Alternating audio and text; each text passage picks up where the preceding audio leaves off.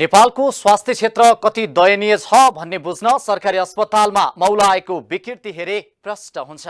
देशका ठूला भनिएका अस्पतालहरू नै बेथितिको हालमा डुबेका छन्। स्वास्थ्य जीवन पाउने आशा बोकेर अस्पतालमा पुगेका बिरामीहरू अस्पतालको भद्दा व्यवस्थापनका कारण धपेडी पाइरहेका छन्। अस्पतालमा चिकित्सकको पालो कुर्दा कुर्दै कतिले अकालमै ज्यान गुमाएको तीतो यथार्थबाट हामी टाढा भाग्न सक्दैनौं। तर सरकारी अस्पतालमा सेवा प्रवाहमा ढिला सुस्ती हुँदा पनि राज्य चुइक्क बोल्दैन। अझ अस्पतालहरूमा उपकरण र पूर्वाधारको अवस्था त झनै टिट लाग्दो छ। नमस्कार, यो न्यूज या टुडे, म हेमराज भट्ट। 7 दलको समर्थनमा प्रधानमन्त्री बनेका दाहाल यति बेला अल्पमतमा परेका छन्। नेकपा एमाले, रासोपा र राप्रपाले समर्थन फिर्ता लिएसँगै उनी नेतृत्वको सरकार अल्पमतमा परेको हो। प्रचण्ड अब नयाँ मन्त्री परिषद विस्तारका लागि आन्तरिक तयारीमा जुटेका छन्। तर मन्त्री परिषद विस्तार गर्न प्रचण्डलाई भने जस्तो सहज भने देखिँदैन। उनले सबै राजनैतिक दलहरूको हैसियत अनुसार मन्त्रालय बाँडफाँड गर्नुपर्नेछ। केही राजनैतिक दलहरूले भने प्रधानमन्त्रीसँग सत्ताका लागि बार्गेनिङ गर्न थालेका छन्। 7 दलको समर्थनमा प्रधानमन्त्री बनेका दाहाल अहिले अल्पमतमा छन्। नेकपा एमाले, रासोपा र राप्रपाले समर्थन फिर्ता लिएसँगै उनी नेतृत्वको सरकार अल्पमतमा परेको हो। 23 जनाको मन्त्री परिषद हाँकिरहेका प्रधानमन्त्री पुष्पकमल दाहाल प्रचण्डको सरकार अब 7 सदस्यीय भएको छ। सत्ता समीकरणमा आएको बदलावका कारण प्रचण्ड सरकार 7 सदस्यीय हुन पुग्यो। एमालेका 8 मन्त्रीले सोमबार राजीनामा दिए। राष्ट्रिय प्रजातन्त्र पार्टी राप्रपाका 4 मन्त्रीले फागुन 13 मा र राष्ट्रिय स्वतन्त्र पार्टी रासोपाका 3 मन्त्रीले माघ 22 मा सरकार छाडे। गृहमन्त्री बनेका रासोपाका सभापति रवि लामिछानेको मन्त्री पद सर्वोच्च अदालतको माघ 13 को फैसलाले गएको थियो। माओवादी केन्द्रका 4 जना नारायण काजी श्रेष्ठ, रेखा शर्मा, सुदन किराती, अमनलाल मोदी मन्त्री छन् भने सुशीला शेर्पाली ठकुरी राज्य मन्त्री, जनमत पार्टीका अब्दुल खानको मन्त्री पद पनि कायमै छ। पुस 10 गते प्रधानमन्त्री नियुक्त भएका प्रचण्डले पुस 11 गते शपथ लिएका थिए। माओवादीका श्रेष्ठ, एमालेका पौडेल र रासोपाका लामिछानेले उपप्रधान सहित मन्त्रीको शपथ पनि पुस 11 मै लिए। एमालेका दामोदर भण्डारी, ज्वालाकुमारी शाह र जनमतका अब्दुल खानले पनि त्यही दिन मन्त्रीको शपथ लिएका थिए। माघ 3 गते प्रचण्डले तत्कालीन गठबन्धनका नेतालाई मन्त्री बनाएर मन्त्री परिषद विस्तार गरेका थिए। पुस 10 को नेकपा एमालेका अध्यक्ष केपी शर्मा ओली निवास बालकोटको बैठकले 169 सांसदको समर्थनमा प्रचण्डलाई प्रधानमन्त्री बनायो। एमाले, माओवादी, रासोपा, राप्रपा, जोसपा, नागरिक उन्मुक्ति, जनमत र स्वतन्त्र सांसदको समर्थनमा प्रचण्ड त्यति बेला प्रधानमन्त्री भएका थिए। तर 2 महिनामा उक्त गठबन्धन छिन्न भिन्न भएको छ। पुस 26 गते लिएको विश्वासको मतमा प्रचण्डले 268 जनाको मत पाएका थिए। राष्ट्रिय जनमोर्चा र नेपाल मजदुर किसान पार्टी नेमकिपा मात्रै प्रचण्डको विपक्षमा थिए। उक्त गठबन्धन सभामुखमा एमालेका देवराज घिमिरे र उपसभामुखमा रासोपाका इन्दिरा राणा निर्वाचित हुँदासम्म कायमै रह्यो। तर राष्ट्रपतिको मनोनयनका बेला भने टुटेर 7 दलबाट नयाँ 8 दलीय सत्ता समीकरण बनेको छ। फागुन 12 गते बनेको कांग्रेस, माओवादी, जनता समाजवादी पार्टी नेपाल, नेकपा एकीकृत समाजवादी, लोकतान्त्रिक समाजवादी पार्टी, लोसपा नेपाल, नागरिक उन्मुक्ति, जनमत पार्टी र राष्ट्रिय जनमोर्चाको 8 दलीय गठबन्धनले फेरि मन्त्री परिषद विस्तारको तयारी गरेको छ। संसदमा विश्वासको मत लिन प्रचण्डलाई अप्ठ्यारो नभए पनि विपक्षमा संसदकै दोस्रो ठूलो पार्टी एमाले उभिदा सत्ता चलाउन सकस हुनेछ। पुस 10 मा एमालेकै समर्थनमा प्रचण्ड प्रधानमन्त्री भएकोमा अहिले प्रचण्डसँग सबैभन्दा धेरै असन्तुष्ट नै एमाले छ। एमालेका मन्त्रीलाई बर्खास्त गर्ने प्रचण्डले चेतावनी दिएपछि सरकारबाट बाहिरिएको एमालेका उपाध्यक्ष विष्णु पौडेलले बताएका छन्। आइतबार प्रचण्डले एमालेका तर्फबाट परराष्ट्र मन्त्री रहेकी विमला राई पौडेललाई जेनेभा जानबाट रोकेर पूर्व मन्त्री गोविन्द कोइरालालाई पठाएका थिए। उक्त प्रकरणबाट एमाले थप चिडिएको छ। प्रधानमन्त्रीमा दाबी गरिरहेका प्रचण्डलाई प्रतिनिधि सभाको निर्वाचनको परिणामपछि नेपाली कांग्रेसले प्रधानमन्त्री बनाएन। प्रधानमन्त्री नपाएको झोकमा ओलीसँग सहकार्य गर्न पुगेका प्रचण्डलाई ओलीले पनि प्रहार गर्न सुरु गरिसकेका छन्। पुस 10 गते भन्दा भन्दा अघि पनि ओलीले कांग्रेस नेतृत्वको गठबन्धन टुटाउन लगातार प्रयास गरेका थिए। एमालेले फेरि पनि अहिलेको सत्ता गठबन्धनमा विभाजन ल्याउने प्रयास गर्नेछ। संसदमा एमालेले आफ्नो सभामुख राख्न सफल भएको थियो भने राष्ट्रपतिमा समीकरण बनाउन एमाले चुकिरहेको छ। यसअघि राष्ट्रपति विद्यादेवी भण्डारी एमालेको पक्षमा लागेको आरोप लागेको थियो। राष्ट्रपतिमा एमालेले भोग्ने पराजयबाट एमालेले अहिलेको गठबन्धनलाई सजिलोसँग पक्कै अघि बढ्न दिने छैन। सोमबार मात्रै प्रचण्डले बालुवाटारमा राजीनामा बुझाउन गएका एमालेका मन्त्रीहरूलाई नेतृत्वले साथ नदिएको गुनासो गरेका थिए। यस राजनीतिक परिघटनाले एमाले र माओवादी बीचको दूरी झनै बढ्ने देखिएको छ। गत पुस 10 गते बनेको सत्ता गठबन्धन भत्किएपछि संसदको दोस्रो ठूलो दल नेकपा एमाले यति बेला एक्लो भएको छ।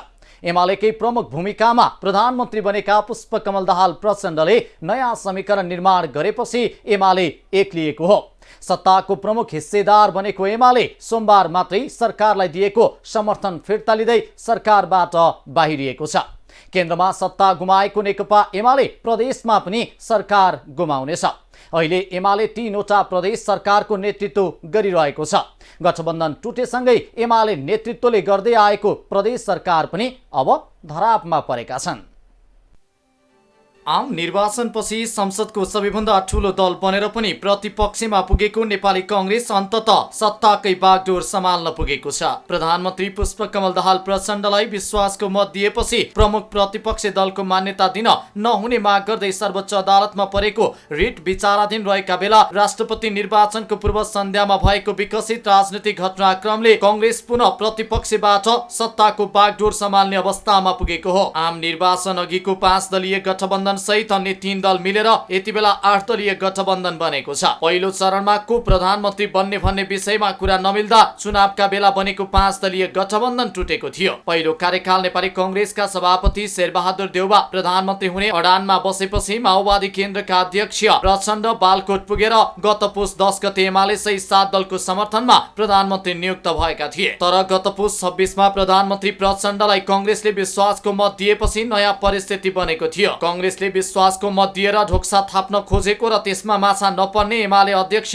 केपी शर्मा ओलीले चेतावनी दिएका थिए। तर प्रधानमन्त्रीलाई विश्वासको मत दिएपछि कांग्रेसका नेताहरूले प्रधानमन्त्री दाहालसँग भेटवार्तालाई बाक्लो बनाए र राष्ट्रपतिमा माओवादीको समर्थन लिएका थिए। दाहालले पनि राष्ट्रिय सहमतिमा राष्ट्रपति चयन गर्नुपर्ने बताइरहेका थिए। तर एमालेलाई राष्ट्रपति सहयोग गर्ने पुस 10 को सहमति प्रधानमन्त्री प्रचण्डले तोडेको भन्दै एमालेले सोमबार सरकार छोडेको छ। अब प्रधानमन्त्री प्रचण्डले चुनावका बेलाको 5 दल र नयाँ थपिएका साना दल समेटेर 8 दल सामेल हुने गरी मन्त्री परिषद विस्तार गर्ने सम्भावना छ। गएको शुक्रबार 8 दलका बीचमा छलफल हुँदा शक्ति बाँडफाँडमा समेत सहमति भएको थियो। प्रचण्ड 2.5 वर्ष प्रधानमन्त्री हुने, त्यसपछि माधव कुमार नेपाल 1 वर्ष प्रधानमन्त्री हुने र त्यसपछि चुनाव गराउने गरी अन्तिममा 1.5 वर्ष शेरबहादुर देउवा प्रधानमन्त्री हुने सहमति बनेको थियो। एकै महिनाको अन्तरालमा 3वटा सहयात्री दलहरू सरकार छोडेर बाहिरिएपछि प्रधानमन्त्री पुष्पकमल दाहाल प्रचण्ड अहिले एक्लै 16वटा मन्त्रालयको जिम्मेवारी सम्हालिरहेका छन्। प्रचण्ड प्रधानमन्त्री बनेको 2 महिनामै सोमबार प्रमुख सत्ता साझेदार दल नेकपा एमाले पनि सरकारबाट बाहिरिएपछि अब सरकारमा माओवादी बाहेक सीके राउत नेतृत्वको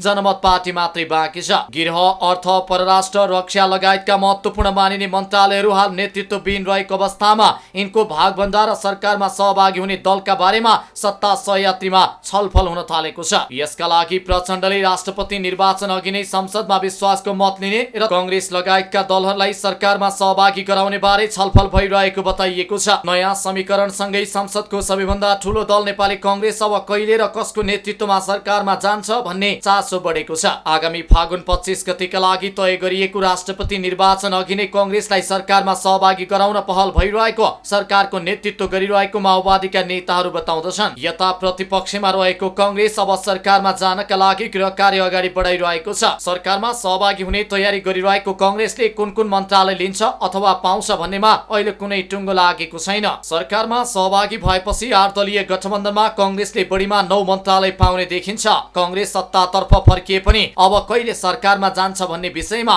निर्णय गर्न बाँकी रहेका बेला कांग्रेस भित्रै दर्जनौं नेताहरू मन्त्रीका रूपमा आकांक्षी देखिएका छन्। कांग्रेस तत्काल सरकारमा गएको खण्डमा कसलाई मन्त्री बनाउने भन्नेमा पार्टी सभापति शेरबहादुर देउवालाई हाम्य भएको छ। उनी आफ्नो सरकारका बेला मन्त्री भएकालाई फेरि दोहोऱ्याउन नचाहने अवस्थामा छन्। साथै प्रत्यक्ष रूपमा निर्वाचित सांसदलाई मौका दिने पक्षमा उनी देखिन्छन्। कांग्रेस उपसभापति पूर्णबहादुर खड्काको नेतृत्वमा कांग्रेस सरकारमा जाने देखिन्छ। यसका लागि उपसभापति खड्का उपप्रधान सहित गिरहमा जाने चर्चा रहेको थियो। यद्यपि उनले यस विषयमा स्पष्टीकरण दिँदै आफू सरकारमा नजाने बताएका छन्। उनले पुस 10 गते भत्किएको गठबन्धनलाई पुनर्स्थापित गर्ने संकल्प पूरा भएको भन्दै उनले अब कुनै पनि कुरामा आफ्नो दाबी नभएको बताएका छन्। यदि पार्टी सभापति देउवाले आफ्नो सरकारमा मन्त्री भएकालाई नदोहोर्याउने भए ज्ञानेन्द्र बहादुर कार्की, डाक्टर नारायण खड्का र दिलेन्द्र बडु भने मन्त्री बन्ने सम्भावना छैन। महामन्त्री द्वय गगन थापा र विश्वप्रकाश शर्मा सरकारमा जान तयार नरहेको अवस्थामा पार्टीभित्रै अन्य थुप्रै नेताहरू भने मन्त्रीका आकांक्षी देखिएका छन्। सहमहामन्त्री किशोर सिंह राठौर, नेताहरू प्रदीप पौडेल, एनपी साउद, वीरबहादुर बलायर, मोहन बस्नेत, रामहरि खतिवडा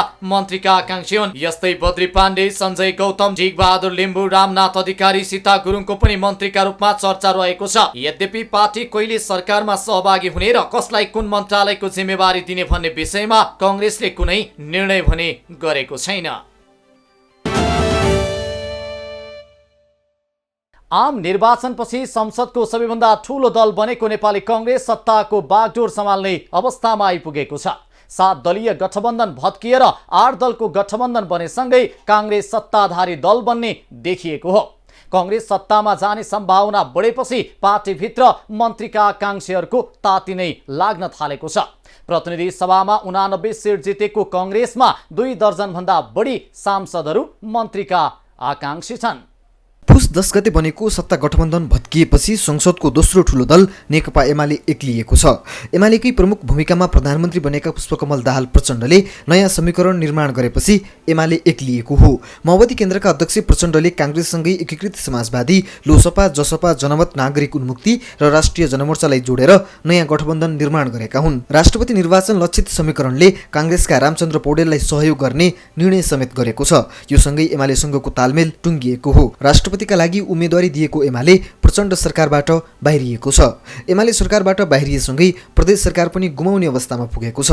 नेकपा एमाले प्रचण्ड नेतृत्वको सरकारमा उपप्रधानमन्त्री सहित सहभागी भएको थियो। एमालेका तर्फबाट नेता विष्णु पौडेल उपप्रधानमन्त्री एवं अर्थमन्त्रीको जिम्मेवारीमा थिए। उनको वरियता पनि प्रधानमन्त्री पछिको पहिलो स्थानमा थियो। एमालेबाट पौडेलसँगै ज्वालाकुमारी शाहले कृषि तथा पशुपन्छी विकास, दामोदर भण्डारीले उद्योग वाणिज्य तथा आपूर्ति, राजेन्द्र कुमार राईले भूमि व्यवस्था सहकारी तथा गरिबी निवारण, डाक्टर विमला राई पौडेलले परराष्ट्र, पदम गिरीले स्वास्थ्य तथा जनसङ्ख्या, भगवती चौधरीले महिला बालबालिका तथा ज्येष्ठ नागरिक र हरिप्रसाद उप्रेतीले रक्षा मन्त्रालयको जिम्मेवारी सम्हाल्दै आएका थिए। एमाले सरकार छोडेसँगै यी जिम्मेवारीबाट मुक्त भएको छ। हाम्रो परिस्थिति कस्तो भन्यो भने अब सबै मन्त्रालयमा पत्रचार गरिसकेपछि कामै गर्न नदिएपछि त्यसमा पनि अब निस्कियो भने छिटो निस्की जस्तो अलि के भन्छ नि तुरुन्तै निस्कियो। अब उसलाई अप्ठ्यारो जब महसुस हुन्छ भने हामी किन बसिरहनु हाम्रो तुक देखिन र त्यसकारणले हामी निस्केको। एमालेको प्रमुख समर्थनमा प्रचण्ड पुस 10 गते प्रधानमन्त्रीमा नियुक्त भएका थिए। उनलाई एमाले सहित अन्य 7 दलको समर्थन रहेको थियो।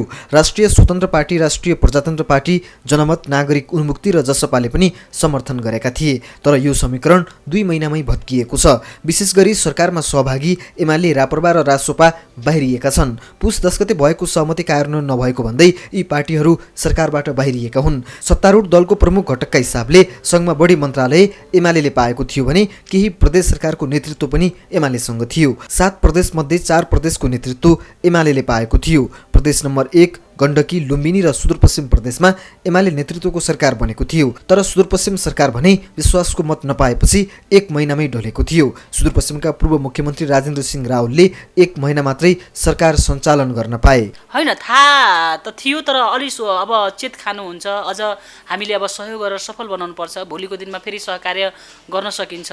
आउँदो दिनमा हामीले सहकार्य गरेर अगाडि बढ्न सकिन्छ, सफल बनाउनुपर्छ। म आफै भन्दै हिँडेको मान्छे हो। त्यसकारणले गर्दा परिस्थितिले यस्तो बनाउँछ, योसम्म आउँछ भने हामी कल्पना गरेका थिएनौँ।